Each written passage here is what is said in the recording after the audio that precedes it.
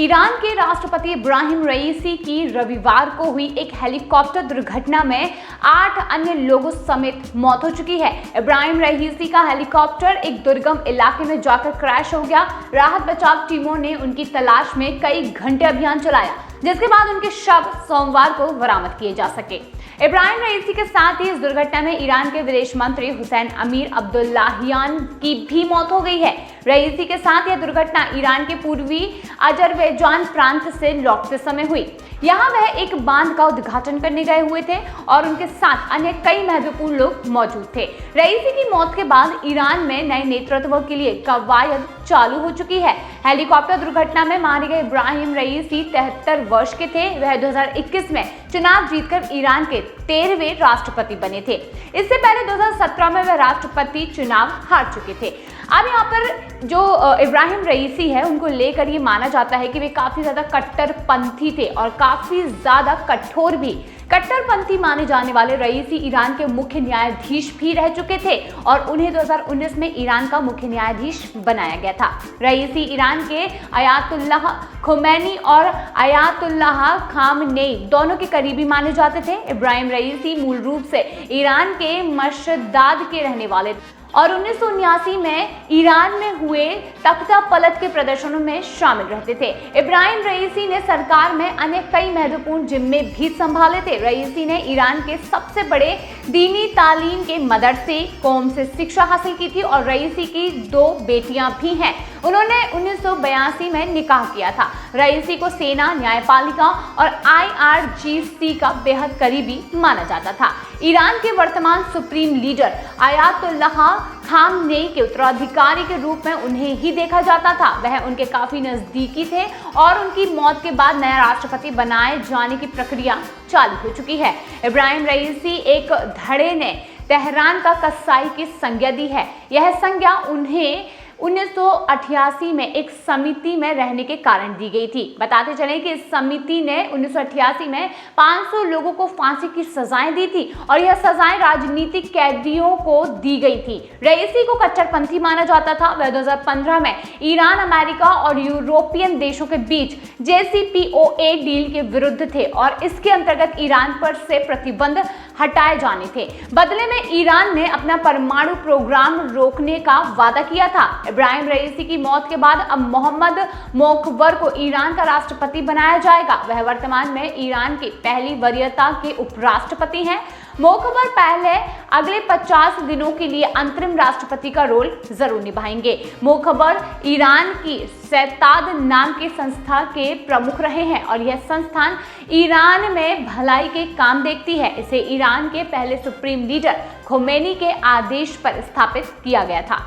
Mokhber Iran की एक bank के भी मुखिया रहे हैं, जहां पर ईरान में अधिकांश नेता मजहबी पृष्ठभूमि से आते हैं। मोखबर की छवि एक एग्जीक्यूटिव वाली है। वहीं मोखबर ने 2017 में ईरान के राष्ट्रपति पद के चुनाव के लिए पर्चा भी भरा था, लेकिन बाद में उन्होंने रईसी के समर्थन में अपना नाम वापस ले लिया था। अब राष्ट्रपति पद के लिए होने वाले अगले चुनावों में मोखबर के भी प्रत्याशी बनने की संभावना जताई जा रही है।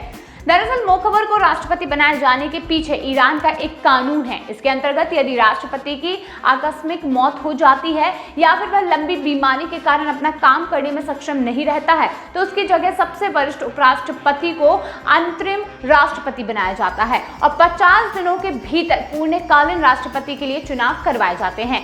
ईरान में 1 से अधिक उपराष्ट्रपति होते हैं और इनको राष्ट्रपति स्वयं नियुक्त करता है। जो पहली वरीयता का उपराष्ट्रपति होता है, वह राष्ट्रपति का रोल किसी समस्या के कारण निभाता है। इब्राहिम रईसी की मौत ऐसे समय में हुई है जब ईरान कई समस्याओं से गुजर रहा है। वहीं रईसी की मौत के कारण ईरान में नेतृत्व का संकट खड़ा हो गया है। वर्तमान में ईरान इजराइल से सीधा खतरा झेल रहा है और उसने हाल ही में इजराइल पर हमला भी किया था। हमास के आतंकियों के समर्थन में ईरान होर्मुज की खाड़ी में भी कई जहाजों को निशाना बना चुका है। रईसी के ही कार्यकाल में ऐसा पहली बार हुआ है कि ईरान ने इजराइल पर सीधा हमला किया हो। इसके अलावा ईरान पर अमेरिका समेत पश्चिमी देशों द्वारा लगाए गए प्रतिबंध अभी भी जारी हैं और इस कारण से ईरान में जनजीवन प्रभावित हुआ है। ईरान को अपना कच्चा तेल बेचने में भी समस्याएं आ रही हैं। ईरान के साथ हुई सामान्य खातगीकरण की डील JCPOA से अमेरिका के राष्ट्रपति डोनाल्ड ट्रंप ने हाथ खींच लिए थे।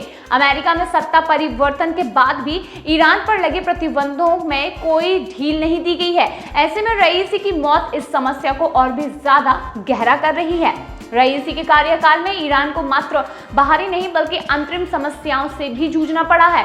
2022 में ईरान में एक महिला महसा अमीनी की हिजाब न पहनने के कारण सुरक्षा बलों द्वारा हत्या किए जाने के बाद पूरा देश उबल पड़ा था। ईरान में तब बड़ी संख्या में प्रदर्शन हुए थे। महिलाओं ने इस दौरान हिजाब जलाकर और अपने बाल काटकर अपना रोष प्रकट किया था। अब इसके बाद सड़कों पर सुरक्षा बलों को उतरना पड़ा और एक रिपोर्ट बताती है कि ईरान ने प्रदर्शनों को रोकने के लिए 800 से अधिक लोगों को मौत की सजा दी थी। रईसी की मौत से ईरान की जनता को एक बार फिर अपना नेतृत्व चुनने का मौका मिलेगा। ईरान की जनता ने रईसी से पहले हसन रूहानी को चुना था, जो कि उदारवादी माने जाते थे और उनके मुकाबले रईसी को कट्टर समझा जाता था। रूहानी के राष्ट्रपति रहते हुए ही ईरान और अमेरिका तथा पश्चिमी देशों के बीच JCPOA समझौता हुआ था और जिसके कारण ईरान पर लगे प्रतिबंधों में ढील दी गई थी। अब ईरान की जनता को फिर से यह मौका मिलेगा कि वह रईसी की तरह ही किसी कट्टरपंथी को दोबारा मौका देता है या फिर कोई उदारवादी नेता सत्ता में आता है। यानी कि ये पूरी खबर जानने के बाद आपको खुद ये समझ आएगा कि किस तरीके से जो ईरान के राष्ट्रपति थे यानी कि इब्राहिम रईसी थे वो काफी ज्यादा कट्टर थे। कहीं ना कहीं वो हिजाब के लिए भी किसी को भी मौत के घाट उतार सकते थे और इस हिसाब से ये देखा जाए कि वो अपने कानून के काफी ज्यादा पक्के थे। अभी तक शायद कई लोग ये नहीं जानते होंगे कि ईरान के राष्ट्रपति इब्राहिम रईसी कितने खतरनाक राष्ट्रपति थे, लेकिन अब इस खबर के बाद आपको जरूर पता चलेगा कि इब्राहिम रईसी एक सामान्य नहीं बल्कि काफी ज्यादा कट्टरपंथी खतरनाक किस्म के राष्ट्रपति हुआ करते थे। हालांकि अब नए राष्ट्रपति की प्रक्रिया शुरू हो चुकी है और इब्राहिम रईसी की जो है दुर्घटना में उनका निधन हो चुका है।